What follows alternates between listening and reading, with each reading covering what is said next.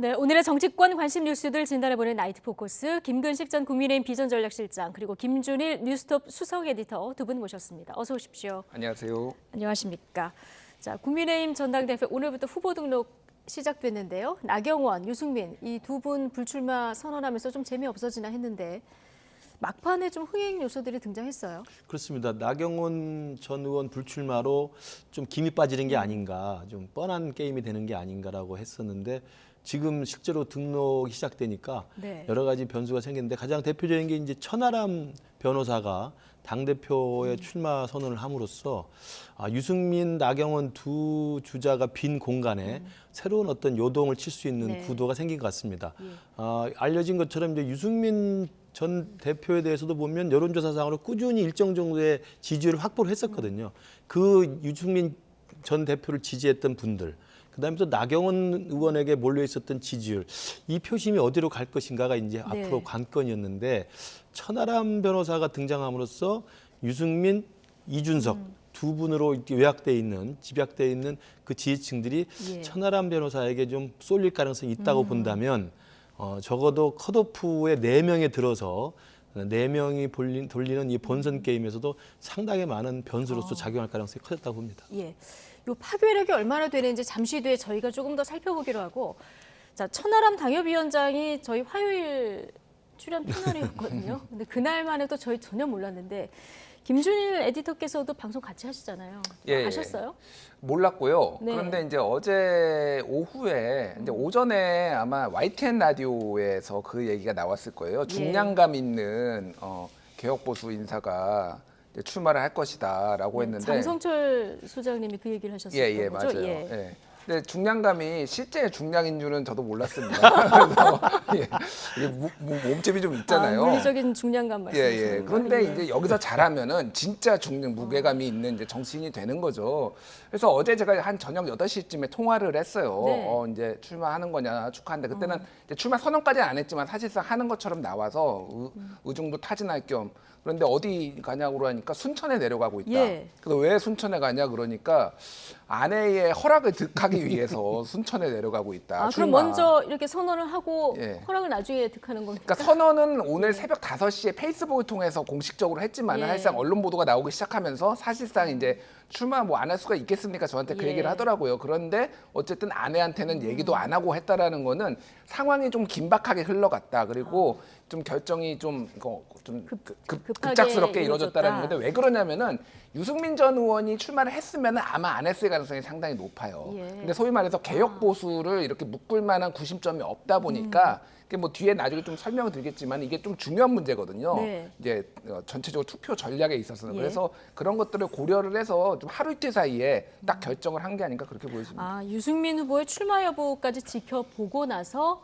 결심을 했기 때문에 좀 급하게 결정이 됐고 이제서야 지금 부인의 허락을 받으러 내려간다. 비하인드 스토리까지 좀 들려주셨는데 자 어쨌든 지금 양강 체제를 구축한 건 김기현, 안철수 두 후보인데요. 자 후보 등록일인 오늘도 날선 발언들을 주고받았습니다. 듣고 오시겠습니다. 제가 대통령하고 뭐 만찬을 회동한 것이 관저에서 2번 있었다 하는 그 기사가 있었는데 사저에서도 있었고 또 제3의 장소에서 있었고 수시로 티타임도 하고 몇 시간씩 얘기도 하고요. 그런 저도 한 번도 윤심을 제가 판 적도 없고 갑자기 윤심 호소인이 등장하는 것 같은 느낌이 들어서 대통령께서 윤심이 없다고 말씀하셨습니다. 근데 대통령 뜻이 자기에게 있다고 이야기한 분이 있지 않습니까? 대통령 뜻과 그건 반하는 거죠. 그분이 누군지는 온 국민이 다 알고 있습니다. 네, 두 사람 사이 신경전 이른바 아래는 윤심이 깔려 있는데 한 분은 나는 밥도 자주 먹고 눈빛만 봐도 안다 이렇게 주장하고 있고요. 한 분은 우리는 손흥민, 케인 조합이다 이렇게 얘기하고 있는데 정말 그 대통령 의중은 어디에 있는 겁니까? 정말 아무 데도 없는 겁니까? 우선 이제 전제를 해야 될 게 네. 임기 초반에 첫 그 당대표를 뽑는 선거이고 그다음에 내년 총선이 어차피 임기 초반의 총선이기 때문에 윤석열 대통령 얼굴로 치를 수밖에 없는 현실입니다. 예. 그래서 이번에 새로 선출될 당 지도부는 모든 후보, 모든 당원들이 똑같이 동의하는 것은 대통령과 호흡이 잘 맞는 사람, 그 대통령과 원만한 당정 관계를 이룰 수 있는 케미가 좋은 당 지도부 된다는 것은 누구나 다 동의하는 겁니다. 예. 여기에 이제 이준석, 유승민 대표 같은 분은 조금 결이 좀 다릅니다만 그러면서 보면 안철수 후보나 김기현 후보나 그 부분에서는 다 원칙적으로 동의를 하고 있는 것이죠. 그래서 윤심팔이라고 상대를 비난하거나 아니면 윤심 호소인이라고 또 상대를 비난하거나 이런 식의 윤심을 빙자한 상대방에 대한 좀 지나친 과도한 비난은 좀 저는 전당대 초반부터 너무 가열되는 게 측면이 있는 게 아닌가. 예. 그러면 좀 우려가 개인적으로 들고요. 그리고 지금 대통령이 일관되게 이야기했던 게 당무에 개입하지 않는다는 원칙을 밝혔잖아요. 당무에 개입하는 흔적과 해석은 가능하지만 예. 당무에 개입하지 않는다는 게 원칙이고 예. 그다음에 공식적으로는 그렇게 그렇습니다. 그리고 최근에는 그렇죠. 어느 인터뷰를 통해서 윤심은 없다라고 이야기를 분명히 했습니다. 예. 당연히 윤심은 없다라는 것이 또 대통령이 저는 원칙이라고 생각을 합니다. 그러면 윤심이 없다라고 밝혔고 당무에 개입하지 않는다는 대통령의 원칙을 생각해 보면 서로 간에 대통령과 내가 누구를 만났고 몇 번을 만났고 대통령의 뜻은 어디에 있다는 이야기를 하는 것 자체가 사실은 서로 과도한 그 당권 경쟁에서 과열 분위기를 양산하는 거기 때문에 이제부터라도 오늘 후보 등록 시작했으니까 이제부터라도 윤심에 대한 논란, 예. 윤심이 나한테 있다, 상대방에 있다 이런 식의 어떤 논란은 조금 자제하는 것이 우리 당의 전체적인 전당대 분위기에도 좋지 않을까 예, 생각합니다. 너무 소모적인 논란이다. 그렇습니다. 예.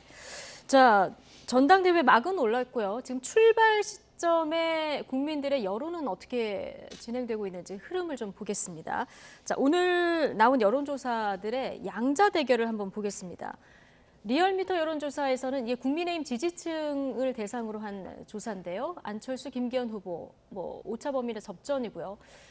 근데 MBS 여론조사를 보면은 안철수 후보가 50, 김기현 후보가 32, 조금 더 벌어지는 이런 모습이거든요. 전체적인 추세를 보면은 안철수 후보 좀 상승세인 건 맞는 것 같아요. 예, 뭐 상승세인 거는 맞고 예. 최근에 보면은 이제 뭐 김기현 후보가 앞선 것도 있어 오차 범위 내에서 접전이지만 이제 수치는 앞선 것도 있지만은 안철수 후보가 앞선 게 더 많아요. 예. 그리고 저기 지금 그 지지율표를 보면은 요거는 좀 이해를 하셔야 될 것 같아요. 어떤 거는 좀 안철수 후보가 많이 앞서고 어떤 거는 좀 오차 범위 내에 있는 건데 전화 면접으로 한 거. 지금 예. MBS 조사, 전국 지표 조사도 그렇고 갤럽 조사도 그렇고 세계일보가 의뢰해서 갤럽이 발표한 그거는 전화 면접인데 전화 면접은 많이 벌어져요. 그 이유가 뭡니까? 좀 궁금하더라고요. 그거를 좀 설명을 드릴게요. 예. 왜 그러냐면은 전화 면접하고 ARS하고 어느 게 좀 더 민심을 반영하느냐라고 하면은 저는 개인적으로 전화 면접이라고 하고 전문가들도 그렇게 얘기를 합니다. 왜 그러냐면은 ARS 자동응답은 정치 고관여층들이 전화가 오면은 뭐라고 그러니까 고관여층이 아니면은 대답하고 싶은 주제가 아니면 바로 끊어버려요. 심지어 저도 끊습니다. 바빠 죽겠는데. 근데 예. 전화 면접은 그러면은 시간 언제 되십니까? 제가 6시간 후에 또 전화 드려도 될까요? 이렇게 계속 설득을 해요. 예. 그러니까 응답률이 높아요. 하지만 훨씬 더 응답률이 높으니까 국민들의 민심을 반영을 하는 거죠. 그래서 일반적으로는 그래서 ARS보다는 전화 면접이 민심을 반영하는 좋은데 요 당원 투표에는 오히려 ARS가 더 정확해요. 왜 그럴 수 그러냐면은 있겠군요. 예, 정치 고관여층들 그 중에서도 당원 중에서도 투표할 의사가 있는 사람들을 반영을 하는 거잖아요. 그러니까 실제는 저 뭐 예를 들면 지금 50대 32가 나왔잖아요. 저거는 대통령 지지율하고 비슷해요. 예. 그러니까 그 부정 긍정 그게 갤럽도 그랬거든요. 갤럽도 23% 포인트 차인데 그렇게 비슷하게 민심이라고 보면 될 것 같고 실제 당원은 ARS로 나온 거. 저거 그러니까 접전이지만은 안철수가 약간 앞선 거. 요 정도로 이해를 하시면 될 것 같아요. 어쨌든 중요한 거는 김기현 대세론이 꺾였다라는 거. 그게 가장 중요합니다. 앞으로 이제 한 달간 남았지만은 지금까지는 대세론에 의거해서 선거 전략을 다 짰다라고 하면은 원점에서 재검토를 해야 되는데 제가 좀 답답한 거는 김기현 후보한테 좀 계속 예. 다른 방송에서 조언을 드렸는데 윤심 논쟁을 지금 하면은 얻는 게 없어요. 왜냐하면 윤심으로는 이미 가져올 표로 다 가져왔어요. 이제 본인의 비전, 전략 이런 건데 예.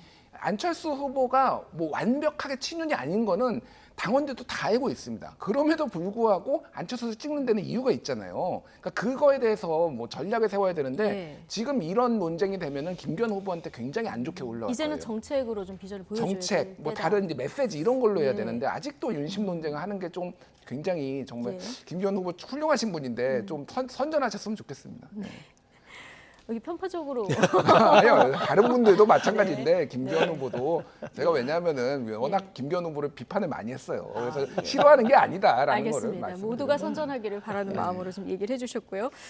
자, 추세를 보면은 나경원 전 의원 그리고 유승민 의원이 불출마를 선언한 이후에 보면은 안철수 후보가 그때마다 이렇게 좀 급상승하는 이런 모습을 보여서 저 그래프로만 보면은 뭐 그 표를 다 이제 흡수한 것처럼 보이는데 이 추이가 실제 당심과 일치하는지 계속 갈지 이 부분 궁금한데 또 윤석열 대통령 국정 운영에 대해서 매우 잘한다 이렇게 응답한 적극 지지층에서 보면은 김기현 후보가 52.7, 안철수 후보가 30.0.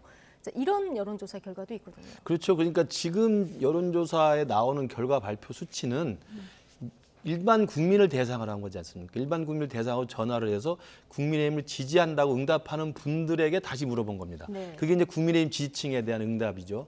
그러니까 그게 실제로 우리가 지금 이번 전당대회에서 당대표를 뽑는 전당원 투표, 그러니까 당원들이 그 모바일 투표하고 ALS 통해서 투표를 하게 되는데 이 전당원 투표에 나오는 당원들의 표심과는 일정 정도 괴리가 있다는 점을 분명히 알아야 됩니다. 예. 그렇기 때문에 아직까지도 지금 우리 김준일 수석 에디터가 이야기했습니다만 MBS에서 말하는 이 전화 면접은 전체적인 민심을 반영한 거라고 한다면 ARS에는 그래도 60대 이상의 그다음에 보수적인 성향이 강하고 윤석열 정부의 성공에 굉장히 관심이 많은 분들이 훨씬 더 인내심을 갖고 답변을 하는 성향이 많기 때문에 오히려 당심에 거기에 가까울 수 있다는 게 전적으로 동의합니다.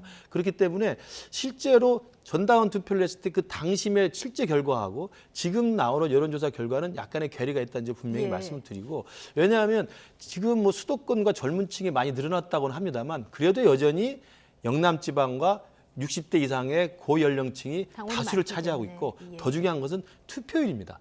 투표율에서 80만 당원 책임 당원이라고 합니다만 대부분 그동안 투표율이 40% 밑으로 돼 있고요. 예. 뭐 좀 흥행이 돼가지고 관심을 많이 끌으면 투표율이 조금 올라갑니다만 예. 뻔한 구도가 되면 사실은 30%도 힘들거든요. 그럼 투표율이 낮다는 것은 굉장히 적극적인 윤석열 정부에 대한 지지층들이 투표에 참여할 가능성이 많다는 것이고 예. 그리고도 여전히 이 영남과 이 고연령층이 쏠림 현상이 강하기 때문에 저는 뚜껑은 열어봐야 된다고 생각을 합니다. 네. 그래서 아까 김준일 수석 에디터가 말한 것처럼 김기현 대표가 선두를권을 형성해서 앞서간다고 한다면 더 이상은 윤심 논쟁에서 벗어나서 프레임을 바꿔서 수도권에서 이길 수 있는 나름대로의 메시지 그리고 당의 화합을 이룰 수 있는 나름대로의 메시지 그리고 이른바 윤핵관이라고 불리는 분들에 대한 당내 불편한 시선들 줄 세우기에 대한 반감 이런 밑바닥 당원들의 여론들을 어떻게 끌어올 것인지에 대한 세부적인 이 전략을 세워야 되는데 아직까지는 그 부분이 안 보인다는 거죠. 예. 그렇기 때문에 나경원 의원이 못 나오고 유승민 의원이 불출마하니까 여기에 가 있던 지지층들이 대부분의 경우는 지금 안철수 후보에 가 있는 양상입니다. 그래서 아직까지는 뭐 지금 레이스 초반이기 때문에 예. 결과를 지켜봐야 될 것 같습니다만 네. 굉장히 팽팽한 지금 접전을 벌이고 있는 건 사실인 것 대부분 같습니다. 이제 접전, 오차 범위 내 접전에서 이제 여론 흐름이 보이는데 자, 투표율이 중요하다고 하셨는데 어느 지역, 어느 세대에서 많이 그날 투표를 하는지 이 부분 좀 관전 포인트로 지켜봐야 될 것 같고요. 친윤계 의원들 오늘 일사불란하게 안철수 의원을 공격하기 시작했는데요. 발언들 듣고 오시겠습니다. 윤심이 김기현 의원한테 있는 건 100% 맞아요? 저는 뭐 100% 확실하다고 생각합니다. 안철수 후보가 그 위중한 2달밖에 안 되는 인수위 시절에 24시간 잠적을 한 적이 있었습니다. 뭔가 불만이 있어가지고 굉장히 그 분개를 하셨고요. 개각할 때 예. 이제 안철수 의원한테 그 제시를 했죠. 장관 아주 높은 장관 하나를 맡아달라 또는 총리를 맡아달라 부탁을 했는데 그것도 거절을 합니다. 안 전 대표가 대통령 주변 인사들을 많이 공격을 했습니다. 대통령 인사권은 대통령 고유 권한이에요. 여당 의원이 대통령에게 국무위원을 해임하라 뭐하라고 공개적으로 말하는 것은 그런 사람이 당대표가 될 때 과연 당과 대통령실이 원만하게 소통이 되겠습니까? 네, 좀 이거 말고도 뭐 많은 비판이 나왔었는데 박수영 의원이 이야기한 인수위원회 때 잠시 잠적했던 것 때문에 윤석열 대통령이 분개했다. 오늘 아마 가장 많이 나온 공격 포인트가 이 지점인 것 같아요. 예, 뭐 이제 인수위원장을 맡고 뭐 총리를 안 맡고 이게 이거에 대해서는 본인이 또 설명을 했어요. 예. 그러니까 인수위를 할 거냐 총리를 할 거냐 둘 다 할 수는 없고 그러면 인수위원장이 조금 더 5년의 그러니까 정부의 청사진을 그리는 데는 좀 더 맞다라고 본인이 얘기도 했고 뭐 중간에 잠적은 좀 해프닝이긴 하죠. 그거에 있어서 뭐 대통령이 분명히 뭐 좀 언짢아 했을 수는 있습니다. 근데 네. 이제 그거 자체가 그러면은 당대표의 결격 사유냐라고 봤을 때 지금 마찬가지예요. 그러니까 박수영 의원, 이철규 의원 굉장히 훌륭하신 분들인데 오늘 나오는 메시지는 결국은 윤심이 김기현한테 했다. 이거를 말하려고 하는 거잖아요. 이게 도움이 안 된다라는 거예요. 그러니까 기승전 윤심이군요. 기승전 예. 윤심만 얘기하고 있는데 이미 윤심이 김기현 후보에 있는 거는 뭐 공식적으로 말하지 않았어도 전 국민이 다 압니다.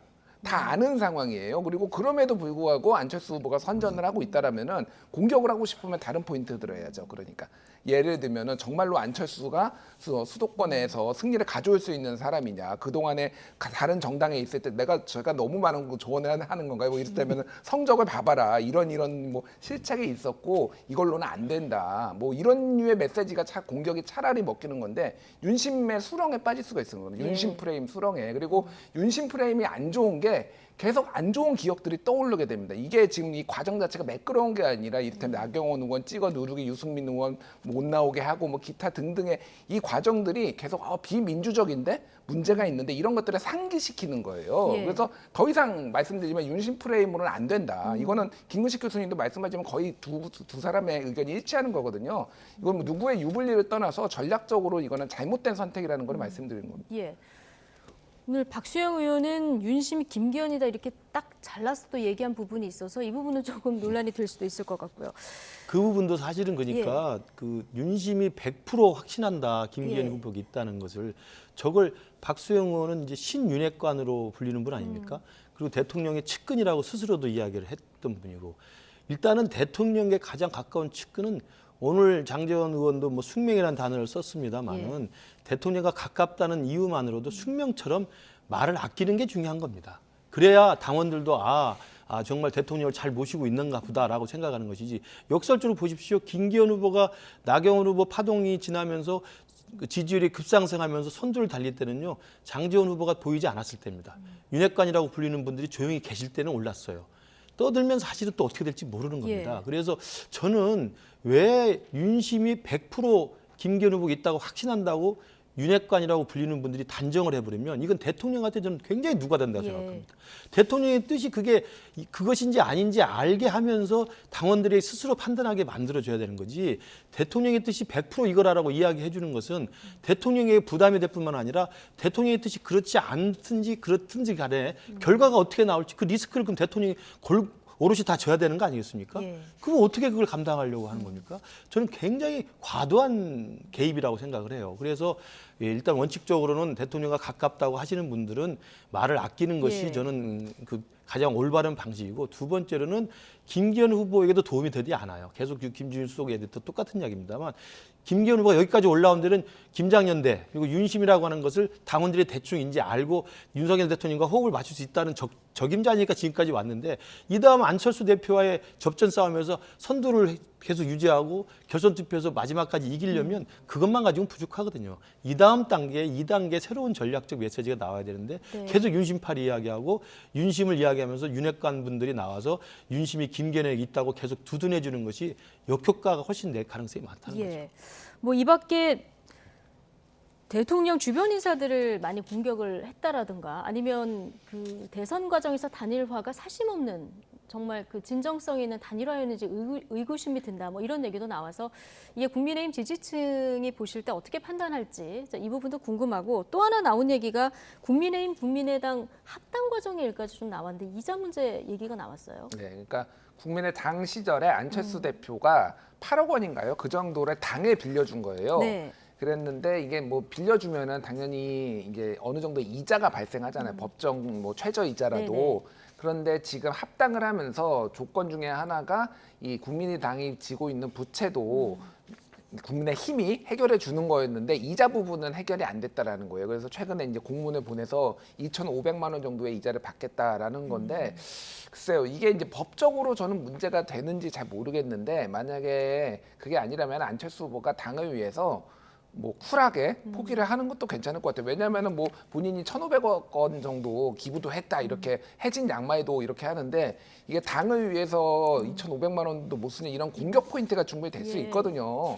그래서 이 뭐 안철수 의원 입장에서는 이거를 이자를 안 받는 것 자체가 법적으로 문제가 될 수 있다라고 판단을 회계 해가지고 처리상 문제가 될 수는 되지는 않는 겁니까? 그러니까 그거 부분에 있어서는 제가 지금 그 전문가가 아니라서 뭐 단정적으로 말씀 못 드리겠는데 만약에 그런 문제가 아니라면은 좀 이런 그래 당을 위해서 그럼 내가 포기하겠다 이런 모습도 보여주는 것도 나쁘지 않다라고 보고 다른 방법으로 해결할 수 있는 방법도 있으니까요. 그런 식으로 좀 전략적으로 이거를 좀 접근하는 게 좋을 것 같습니다. 예. 자, 이런 분위기 속에 오늘 안철수 의원 캠프 선대위원장을 맡고 있는 김영우 전 의원, 윤석열 대통령이 국민통합위원회 위원을 맡고 있었는데 여기서 해촉을 했습니다.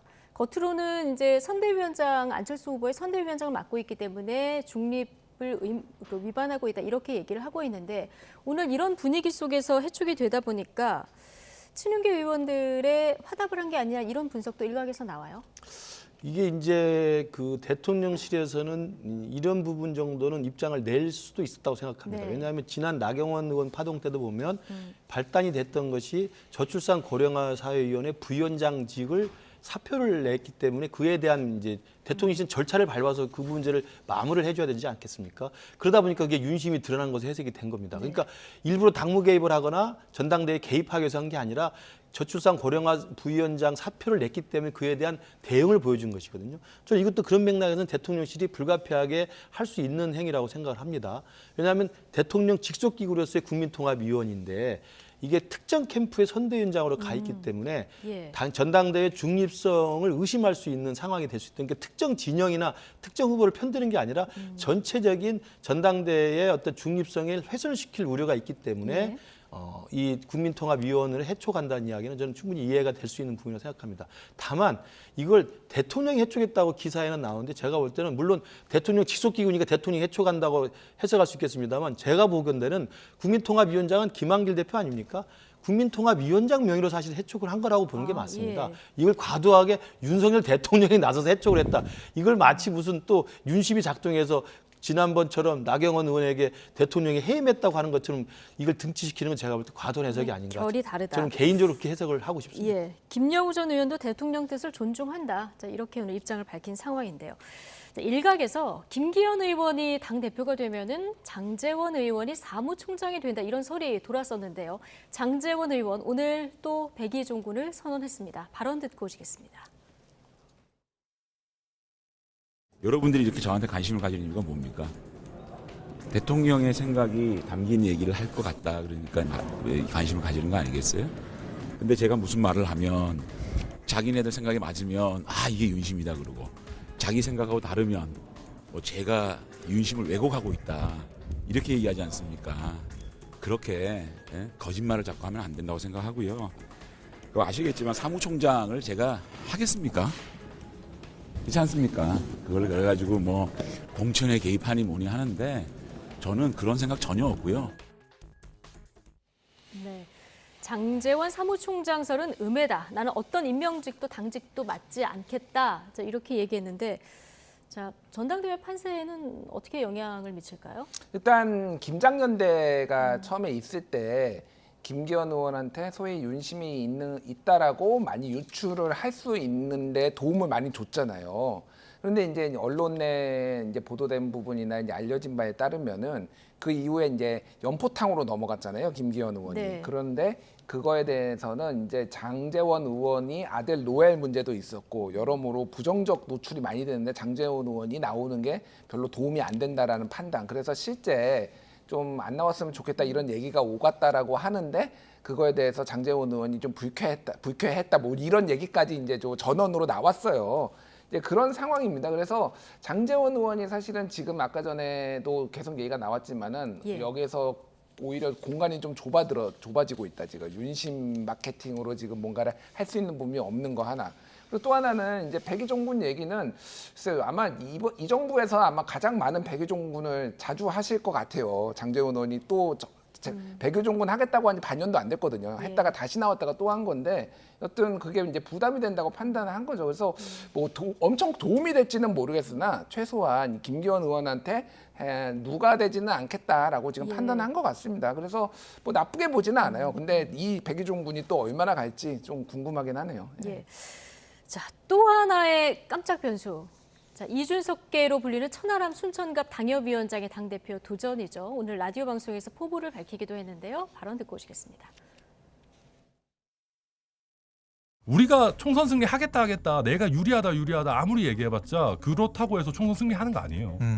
총선 승리하려면 뭐 하면 됩니까? 정치를 잘하면 되는 겁니다. 결국 그렇다면 정치를 잘하는 당대표가 필요한 것이거든요.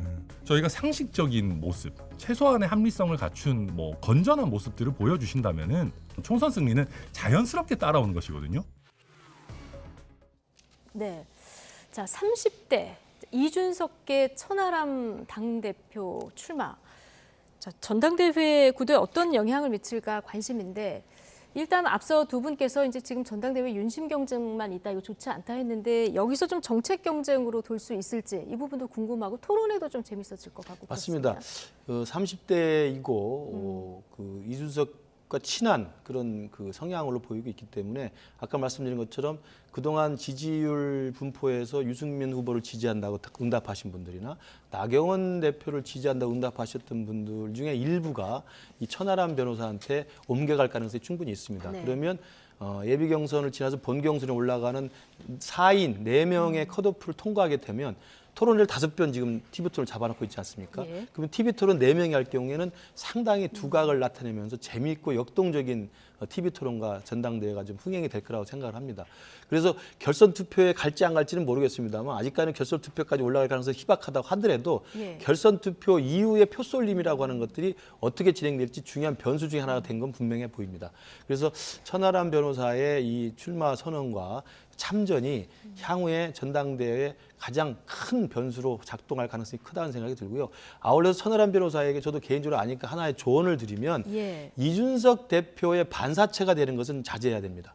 그러니까 이준석 대표와 유승민 대표의 지지층들을 흡수하는 그런 전략은 가능하겠지만 이준석 대표를 그대로 계승하는 예. 유승민 대표를 그대로 따라가는 이런 식의 전략을 할 경우에는 오히려 우리 당원들 경우에는요. 우리 그 전통적인 지지층도 그렇고 이준석 당대표 파동을 겪으면서 저렇게까지 대통령하고 척을 지면서 적대적 관계가 있는 것은 우리 당에 다 죽는 것이다. 특히 예. 내년 총선을 앞두고 또다시 당대표가 대통령과 척을 지고 적대적 감정을 가지고 가는 것은 이롭지 않고 다 죽는 길이라는 생각을 갖고 있기 때문에 천하람 변호사가 나와서 새로운 젊은 피를 좀 수혈을 하고 새로운 정책과 새로운 비전 아까 말한 정치다운 정치를 하겠다는 이야기를 예. 좀 메시지를 잘 내면 좋고 TV토론도 흥행이 되면 좋겠는데 제가 스스로 개인적으로 당부하기는 이준석 전 대표나 유승민 전 대표의 노선을 그대로 답습하는 것은 좀 자제했으면 좋겠다는 조언을 드립니다. 뭐 조언까지 지금 주셨는데 자, 천하람 당협위원장이 1차로 컷오프를 통과할까 이 부분도 이제 관심인데 어쨌든 천하람의 득표력이 이게 이준석 전 대표가 어제부터 이제 글도 올리고 이제 책도 내고 한다고 하지 않습니까? 이준석의 건재 여부의 가늠자가 될 것이다. 이런 분석도 나와요. 그러니까 뭐 이제 김근식 교수님이 하신 말씀 거의 다 동의를 네. 하고요. 아까 전에 제가 초반에 말씀을 드렸는데 천하람이 나오는 게 왜 중요하느냐라고 본다라면은 이 당대표 선거가 일종의 지방선거처럼 패키지 투표로 이루어지거든요. 이를테면 서울시장 그리고 구청장 그리고 시의원, 도의원 이렇게 되잖아요. 이것도 마찬가지로 당대표 그리고 최고위원, 청년 최고위원 이런 식으로 같이 묶음으로 이제 이게 좀 선거 투표가 이루어져요. 그러면은 여기에 소위 말해서 이제 개파가 있으면은 이 개파의 선수들이 다 있어 들어가 줘야 돼요. 그래야지 이게 이제 예를 들면은 뭐 정의당이 서울시장 후보를 안 내면은 정의당이 다른 시의원도 가져가기 힘든 거예요. 이런 이제 전략적인 예. 문제들이 있는 건데 유승민 의원이 안 남으로 인해서 뭐 그거를 범유승민계 아니면 개혁보수계 등등 뭐라고 부르든 어쨌든 이게 약간 구멍이 생긴 거예요 여기에. 그런데 지금은 이제 이게 라인업이 완성이 된 거죠. 예를 들면은 당대표의 천하람 그리고 최고위원의 김용태나 허은하 네. 그리고 청년 최고위원회 많이 알려지지 않는데 이계인이라고 경기 예. 도의원인데 유승민계로 분류되고 있어요. 이런 분들이 이제 딱딱딱 나오면은 이 진영이 갖춰졌다. 진영이 갖춰졌어요. 예. 이제 라인업 투표가 가능하다라는 거 하나. 그 또 하나는 친윤계 후보가 난립 중입니다, 지금. 예. 근데 아무리 컷오프를 해도 최고위원이 8명이잖아요. 컷오프를 해도 이를테면은 더 많다라고 본다라면은 여기에서 상당히 전략 투표가 되면은 당선 가능성이 높아지는 거예요. 이런 그렇군요. 것들까지 하고 지금 소위 말해서 뭐 개혁보수 이준석계가 얼마나 되느냐 당원 중에 그거는 정확히 모르는데 여러 가지 여론조사 그리고 당원들한테 또 물어봤다라는 뭐 이런 것들을 추산을 해봤을 때 한 20% 정도 되는 것 같아요. 책임당원 80만 중에. 예, 80만 중에 한 15만 명 정도. 이게 20% 정도. 적은 숫자가 아닌 게 왜 예. 그러냐면은 지금 4인 컷오프잖아요. 그런데 이제 여론조사로만 보면은 황교안 대표가 한 5%포인트 안팎으로 나오는 게 예. 많거든요. 그 밑에 윤상현, 조경태가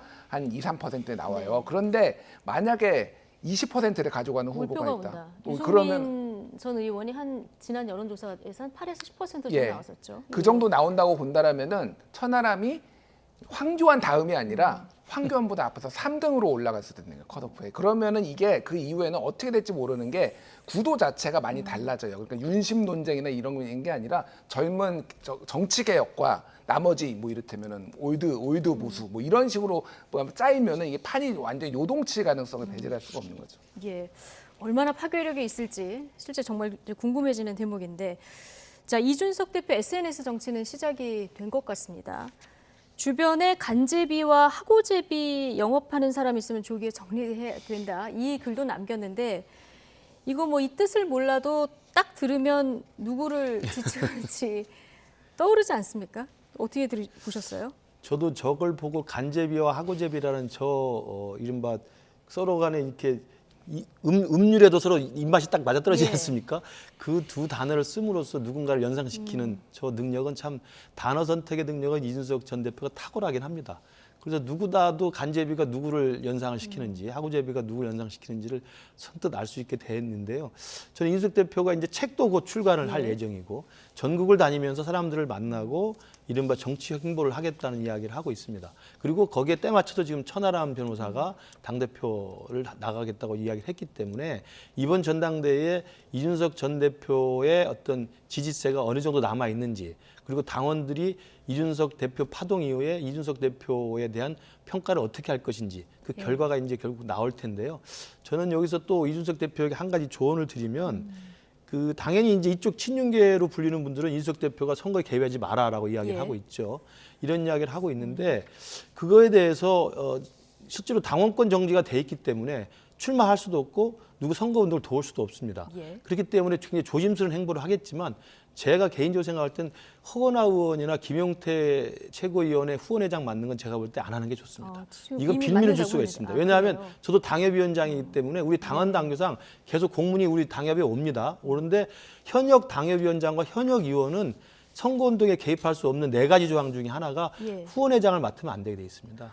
그래서 오늘 박성중 의원이 기자회견까지 열어서 전당대회에 개입하지 말아라 이렇게 비판을 했어요. 네. 이준석 대표가 바로 가만히 있지 않고 또 SNS에 글을 바로 남겼는데, 내가 불출마를 종용했냐, 내가 룰을 바꿨냐, 연판장을 돌렸냐, 집단 린치를 했냐, 정신 좀 차리자 이렇게 남겼는데, 여기 뭐 곳곳에 뼈와 가시가 가득하죠. 예, 뭐 이제 본격적으로 언론에도 나오고 SNS로 이제 활동을 하겠다는 신호탄으로 봤습니다.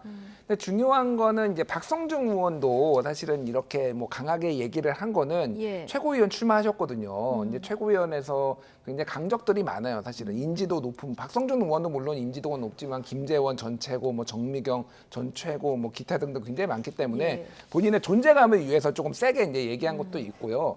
근데 김근식 교수님이 말씀하신 게 저는 어느 정도는 맞다고 봅니다. 후원회장 같은 경우에는 안 하는 게 맞는 것 같아요. 왜냐하면 어쨌든 노원병 당협위원장이제 현직으로 지금 당권 정지도 되고, 그게 이제 뭐 또 추가로 심사로 들어갈 수도 있지만은 현재 그런 빌미가 있으니까 이미 메시지는 충분히 줬을 거예요. 사실은 허은하와 김용태가 우리 쪽 사람이다라는 메시지를 줬다라고 본다라면은 뭐 중립을 위해서 나는 그냥 내 개인의 의견만 표현하지 이런 부분은 안 하겠다라고 적절히 빠지는 것도 나쁘진 않다. 그렇게 보여집니다. 빌미를 줄 수 있는 것들은 안 하는 것이 좋겠다. 그렇죠. 그러니까 박성중 의원이 나와서 선거 개입 중단하고 기자회견 하는 것도 좀 과도한 그 모양새지만, 그런 빌미를 또 안 주기 위해서 이준석 대표가 좀 더 성숙한 모습을 하기 위해서는 후원회장을 못 맡게 돼 있는 게 지금 당원 당규상 맞습니다. 그러니까 지지선언에 합류해서 배석하거나 기자회견에 서 있는 것도 안 되게 돼 있어요. 선대위에 참여하는 것도 안 되게 돼 있습니다. 그리고 후원회장을 맡으면 안 되게 돼 있어요. 그렇기 때문에 마음은 뭐 있을지 모르겠습니다만 허은하 의원과 김용태 전 최고에 대해서 후원회장 맡는 건 지금이라도 안 하는 것이 이준석 대표에게 제가 그 긍정적으로 조언을 드리는 거예요. 예. 알겠습니다. 조금 흥미진진해진 국민의힘 전당대회 상황 살펴봤고요.